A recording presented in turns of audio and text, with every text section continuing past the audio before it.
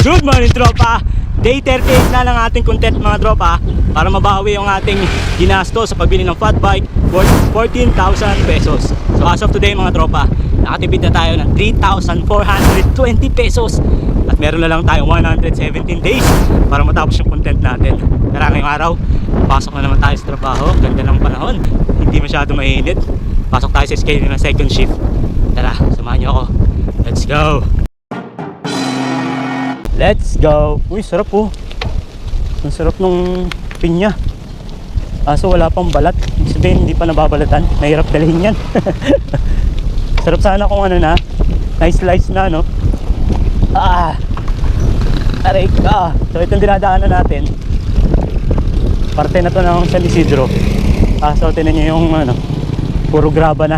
Kaya kapag yung bike mo gravel or road bike, ramdam na ramdam mo.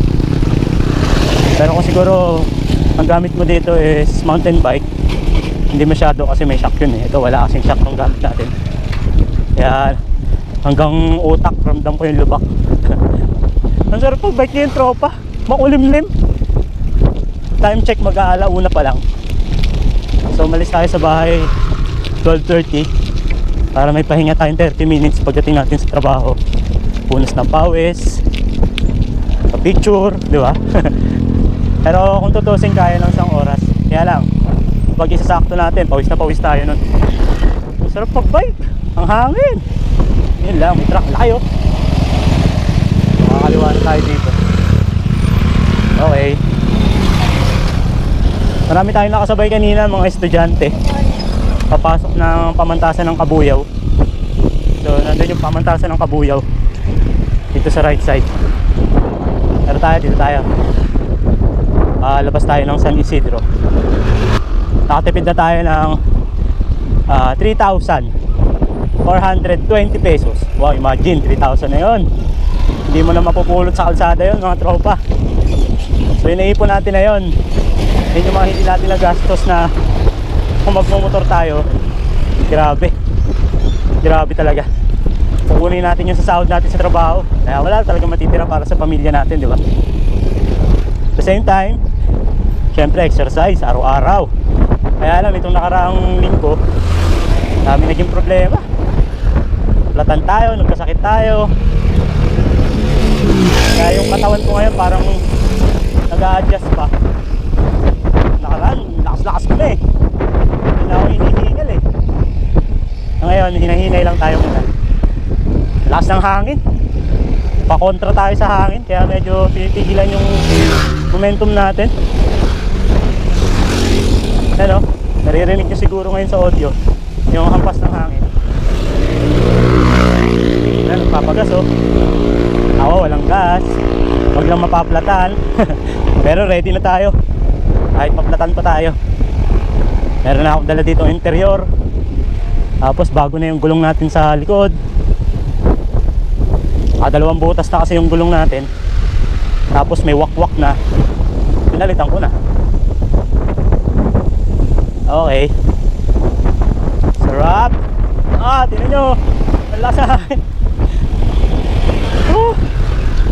Hindi na tuloy yung bagyo dito sa Laguna. So nasa Taiwan na. Umiiwas yung bagyo. Umiiwas na si bagyong Unday. So kung tutusin, meron na lang tayong 117 days para matapos yung content natin, mga tropa.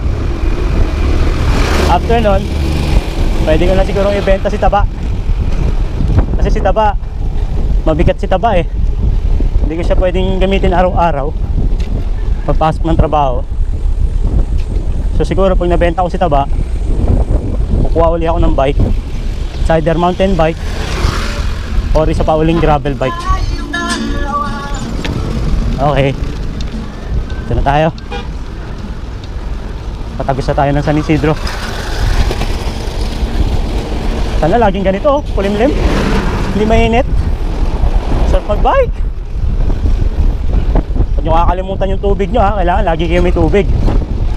Siyempre 8 hours na tulog, yun ang pinakamahalaga eh. Pag bata pa kasi kayo, hindi nyo pa nararamdaman yan kasi malakas pa resistensya nyo.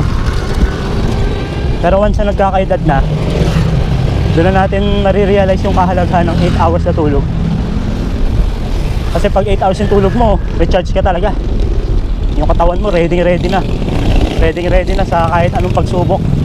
Mapa mentally man yan o physically. Alright. Ito tayo. Akit na tayo. Okay. Dito tayo sa Isidro. Masarap mag-bike dito. Uy! Spalto. May bumati sa atin. Naka mountain bike.